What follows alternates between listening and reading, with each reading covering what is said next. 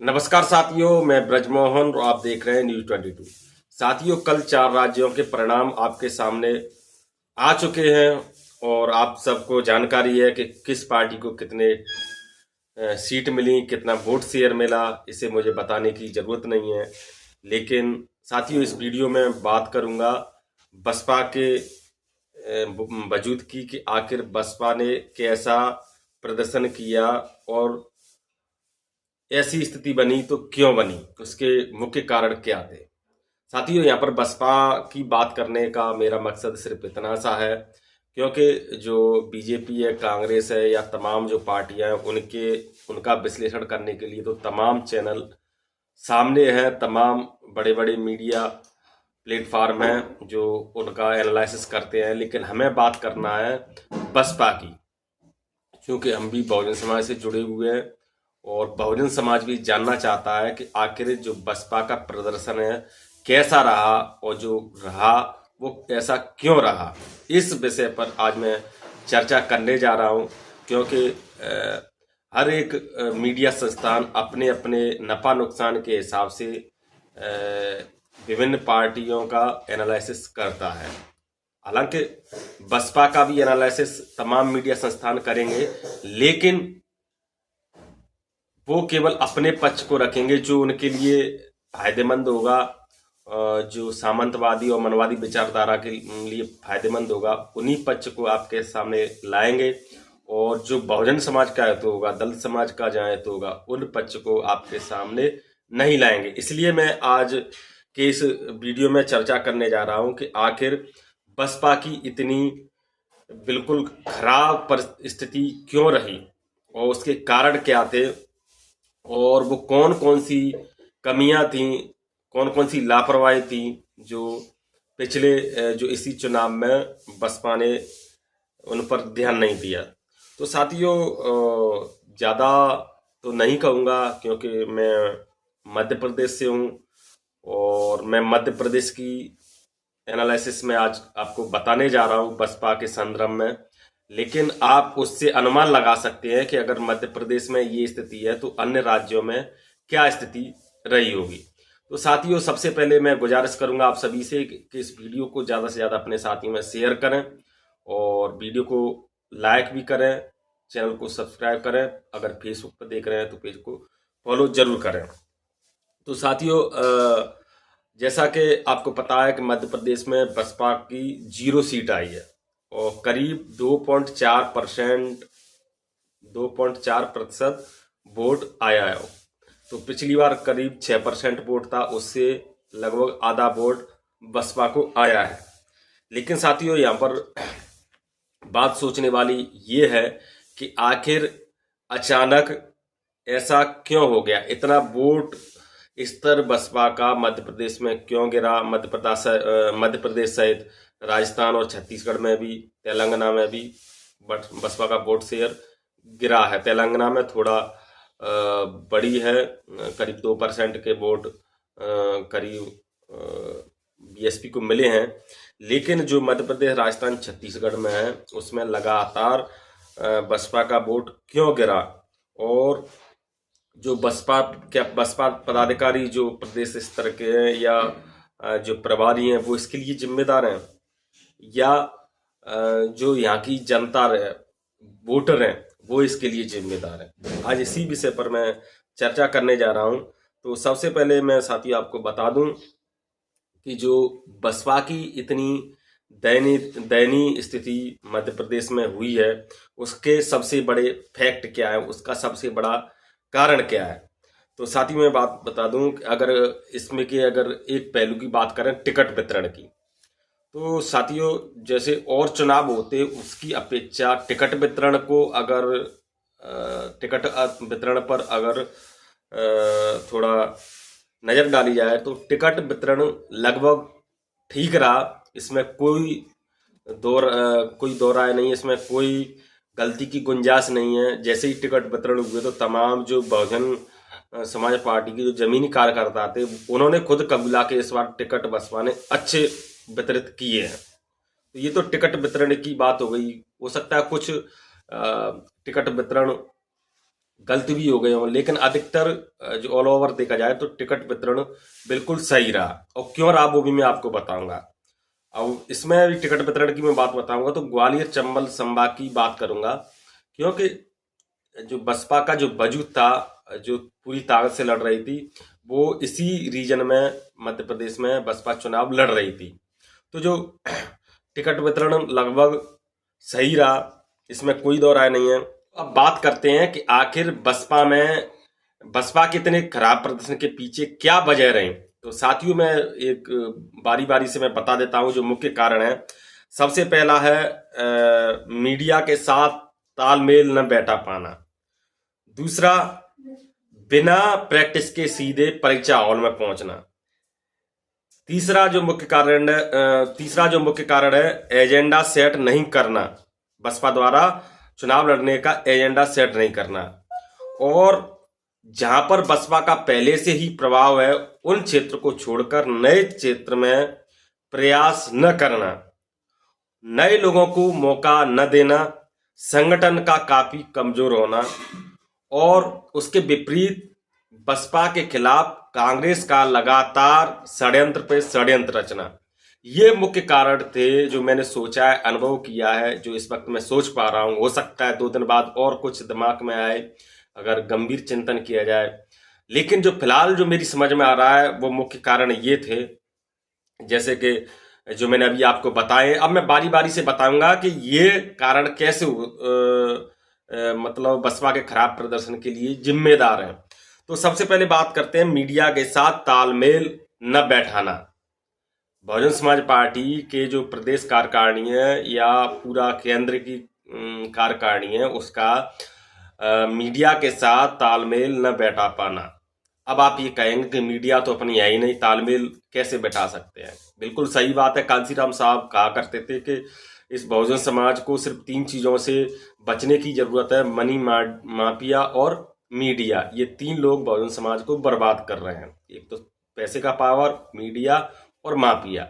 लेकिन साथियों हर समय का एक वक्त होता है, हर समय का एक अलग से जरूरत होती है। अगर उन्हीं बातों को हम पकड़े रहें तो कुछ नहीं कर सकते, क्योंकि हर समय का माहौल, हर समय की मांग कुछ अलग होती है।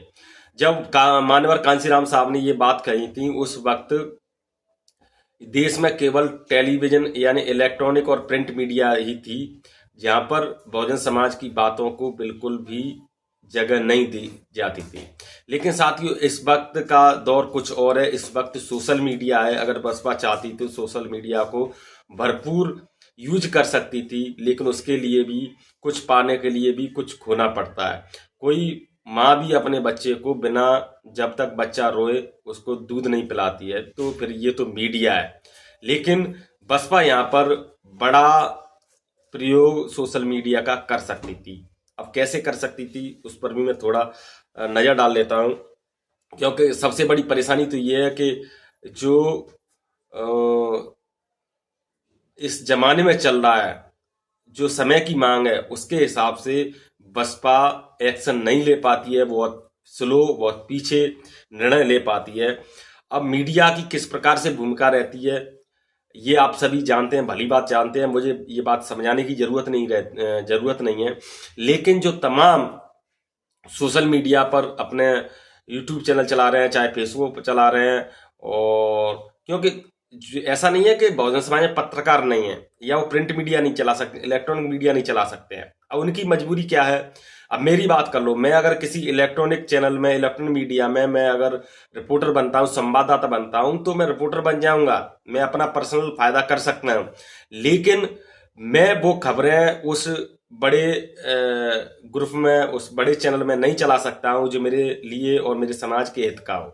यानी कि उन कंट्रोल सीधा उनके हाथ में। अब रही बात यही कि अगर मैं किसी अखबार का रिपोर्टर बनूं, संवाददाता बनूं, तो भी वो खबर नहीं छपेगी। तो मेरे पास क्या ऑप्शन बचता है, या तो सोशल मीडिया या खुद का प्रिंट मीडिया रजिस्टर करा के। अब मैं खुद, प्रिंट मीडिया काफी महंगा पड़ता है, उसका पब्लिकेशन काफी खर्चा आता है। तो अब एक ही सिर्फ वो रह जाता है उपाय, एक ही रास्ता रह जाता है कि सोशल मीडिया पर अपनी बातों को प्रमुखता से रखें। तो ये सबसे सरल, सबसे सस्ता माध्यम है अपनी वार्तालाप को करने के लिए, कम्युनिकेशन करने के लिए। तो इसका फायदा बसपा उठा सकती थी लेकिन नहीं उठाया। अब एक बात बताइए, जितने भी जो सोशल मीडिया पर बहुजन समाज के पत्रकार हैं, पत्रकारिता कर रहे हैं, जब घोड़ा घास से रिश्ता रखेगा तो खाएगा क्या?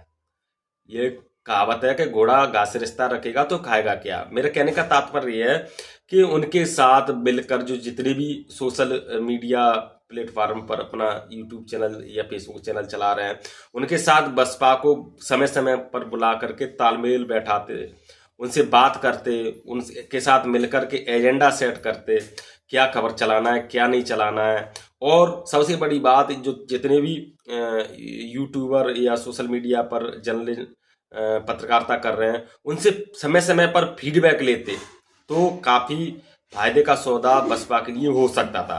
क्योंकि जो बात रिपोर्टर को, जो बात पत्रकार को मालूम होती है क्षेत्र का, फील्ड का, वो शायद किसी को नहीं होती है। लेकिन सही बात तो यह है कि इन्होंने कोई भी कम्युनिकेशन मीडिया पर्सन से, जो बहुजन समाज के लोग सोशल मीडिया पर काम कर रहे हैं, उनसे कभी कम्युनिकेशन किया ही नहीं। चाहे एक दो लोगों को छोड़ दिया जाए, उसके अलावा किसी पर भरोसा नहीं जताया।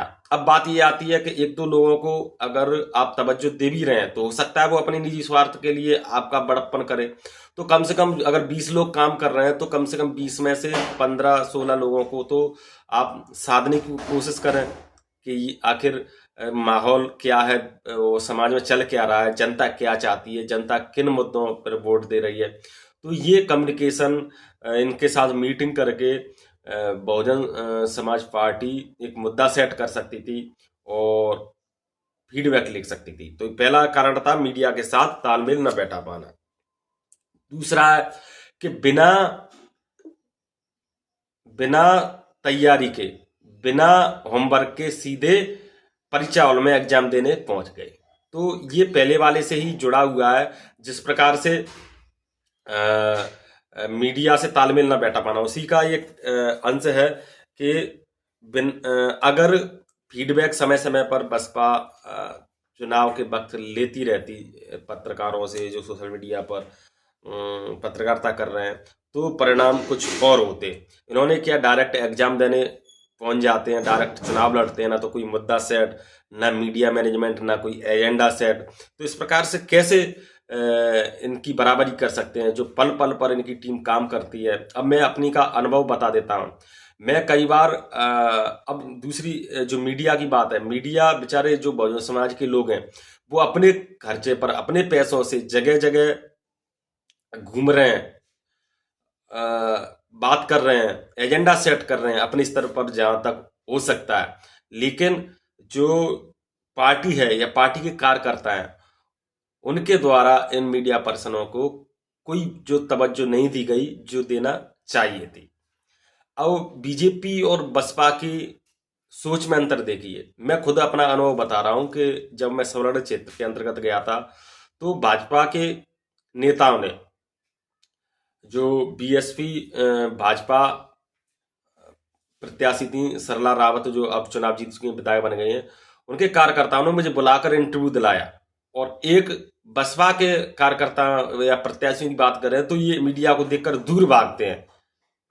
और उसका भागने का स्वाभाविक क्या है कि कहीं ये रिपोर्टर, ये मीडिया पर्सन पैसे की डिमांड ना कर ले। हालांकि मांग अगर करता है तो वाजिब है, वो मेहनत कर रहा है, उसका भी खर्चा, जो संसाधन ऑफिस चलाने का, वो कहां से आएगा? अगर सपोर्ट के नाम पर, सहयोग के नाम पर दे दें तो उसमें बिगड़ क्या रहा है? अगर तुम चुनाव में 1 करोड़ 2 करोड़ रुपए खर्च कर रहे हैं, अगर 10-20 हजार उसका 1-2% भी मीडिया में खर्च कर दें तो क्या हो जाए? तो मेरे कहने का तात्पर्य है, बसपा में और भाजपा में अंतर क्या है? भाजपा बुला करके इंटरव्यू देती है और बसपा इन इंटरव्यू से भागती है कहीं ना कहीं। तो ये मेन अंतर था। तो उसका खामियाजा अभी आपके सामने है।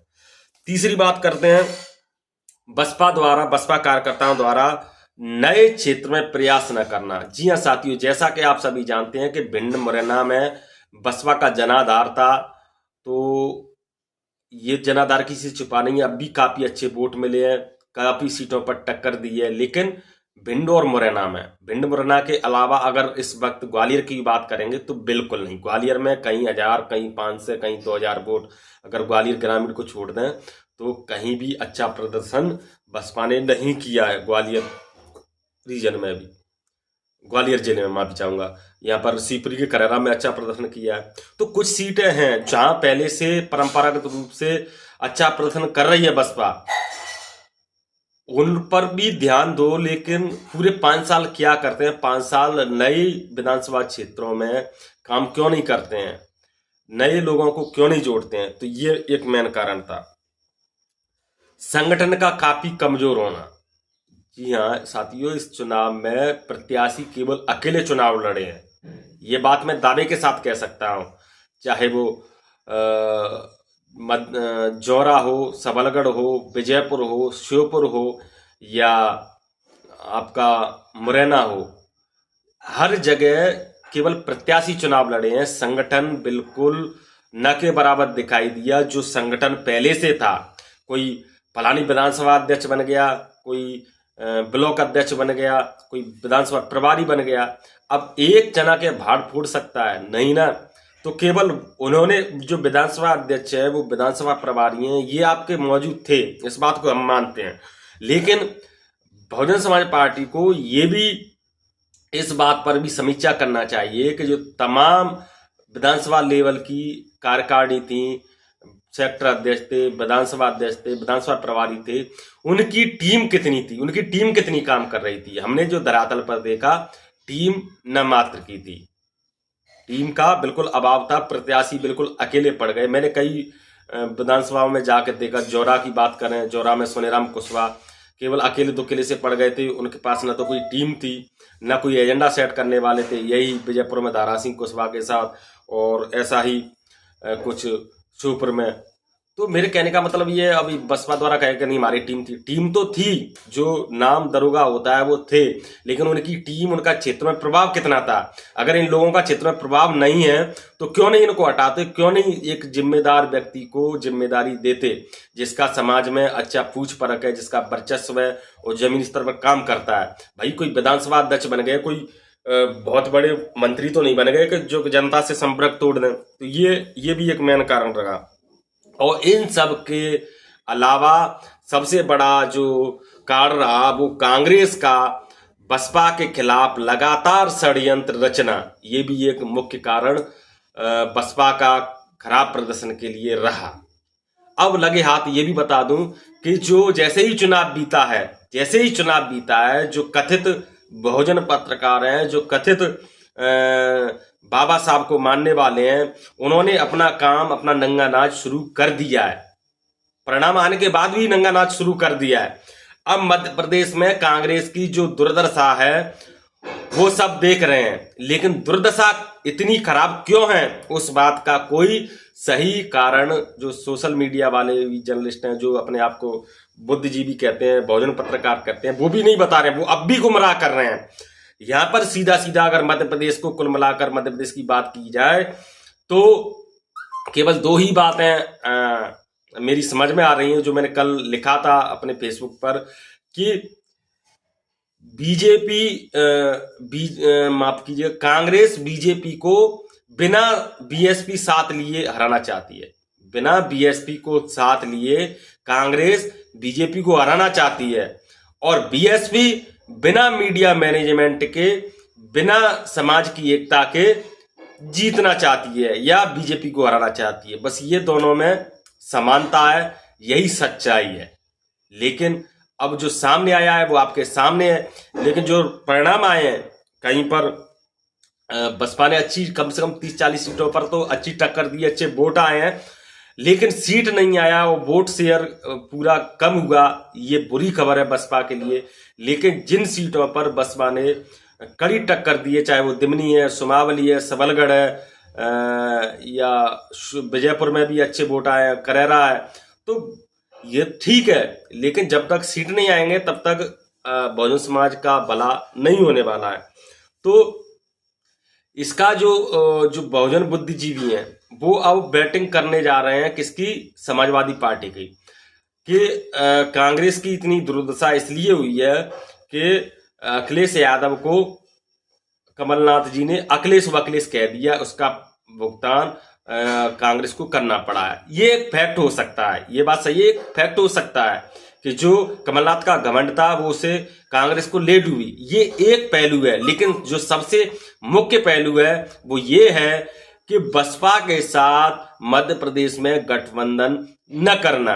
अगर बसपा के साथ गठबंधन करती, बसपा को 30 सीट भी कांग्रेस देती तो 230 में से 200 सीट गठबंधन की होती, इसमें कोई दो राय नहीं है। लेकिन कांग्रेस सिर्फ यही चाहती है कि भले ही बीजेपी सत्ता में बनी रहे, उसे कोई दिक्कत नहीं है, बीजेपी सत्ता में भले ही बनी रहे, अगर सत्ता परिवर्तन होता है तो डायरेक्ट कांग्रेस के पास आए, किसी तीसरी पार्टी, किसी बहुजन विचारधारा की पार्टी, किसी बाबा साहब के विचारों के मानने वाली पार्टी के पास 208 सीट भी नहीं चली जाए।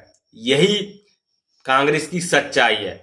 लेकिन जिस प्रकार से जनता को गुमराह तमाम कथित बहुजन पत्रकारों द्वारा कहा जा रहा है कि बसपा जो कांग्रेस का जो हाल हुआ, जो बुरा हाल हुआ है, वो समाजवाद पार्टी के मुखिया अखिलेश यादव को अखिलेश वखिलेश कहने के कारण हुआ है, तो ये एक हद तक सही है, 1% सही है, इस बात को हम मान रहे हैं, सरासर गलत नहीं है। लेकिन 99% बात ये है कि बहुजन समाज पार्टी को नजरअंदाज करना कांग्रेस को काफी महंगा पड़ा। तो ये था साथियों आज का विश्लेषण। इन सभी मुद्दों पर जो मैंने आपको ये पॉइंट बताए इस वीडियो में, उन पर गंभीरता से हम एक स्पेशल वीडियो बनाएंगे कि कैसे क्या कुछ हुआ और आगे क्या होना चाहिए। आप बने रहिए न्यूज़ 22 के साथ। न्यूज़ 22 को सब्सक्राइब करें। आपको ये विश्लेषण अच्छा लगा हो तो इसे लाइक करें, अपने साथियों को शेयर करें, चैनल को सब्सक्राइब करें, और अगर फेसबुक पर देख रहे हैं तो पेज को फॉलो जरूर करें। अभी के लिए सिर्फ इतना ही। आप देखते रहिए न्यूज़ 22। नमस्कार।